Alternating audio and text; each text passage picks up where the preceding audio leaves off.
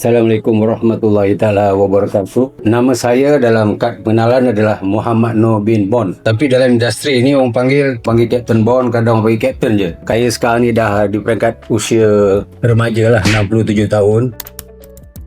Saya sebenarnya sihat daripada awal askar kan, dalam bidang filem pun sihat. Sampailah pada 23 September 2023 saya tombang kena jantung. Padahal sebelum tu elok. Terus pergi IJN, terus buat 2 stand. Lepas tu saya ingat dah lepas stand tu okey. Rupanya barulah dapat tahu yang saya juga ada kencing manis. Selain daripada kolesterol ada kencing manis. Tinggi jugalah. Belum tu kita tahu sebab tak ada tanda-tanda pun kan. Lama tapi dia tak tahu nak kata ya. Masa nak mari tu mengantuk. Lepas tu malam kencing tu tak boleh cakap lah kan.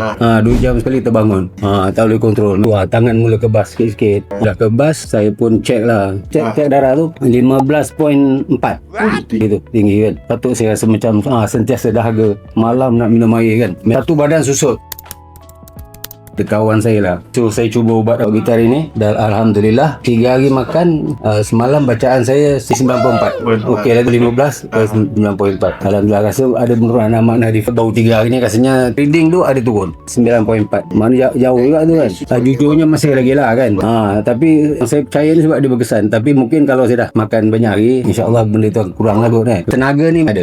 Saya kalau tak saya pagi sebab malam tak cukup tidur kan. Masa tu banyak saya tidur. Tapi hari ni saya tak tidur, semalam saya tak tidur. Mana saya tak ngantuk lah. Rasa macam ada tenaga lah. Saya boleh buat kerja kemas, jabat, kemas rumah sebagainya lah. Kalau tak pagi pun ngantuk. Sebelum ni memang pagi, lepas subuh tu kan, lepas mentari naik kan, lepas solat duha lah, tidur. Memang tidur. Tapi 2 hari ni tak tidur. Maknanya kita larat lah.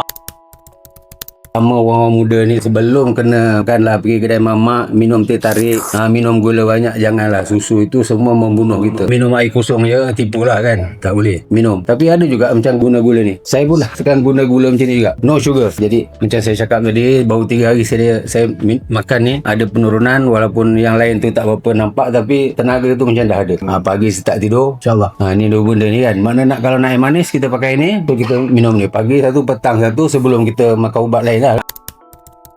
Antara kelebihan bateri ni, kita ada juga grup support dalam WhatsApp. Fungsi grup support ni ialah dia akan memberikan segala informasi terkini tentang produk ni dan juga permasalahan tentang kencing manis, tentang penyakit, kita boleh discuss dalam grup support ni. Jadi kalau tengok ada ramai dah ahli dalam ni, dan ni juga kita boleh chit-chat lah, berbincang tentang masalah kesihatan kita. Macam mana nak makan ubat ni, macam mana nak gunakan produk ni, macam mana nak pakai ni. Sebab kalau kita pakai dengan betul kan, pemakanan dengan betul, insyaAllah benda ni akan berkesan. Mungkin produk lain dia tak ada grup support ni, tapi bateri Alhamdulillah ada. Terima kasih bateri.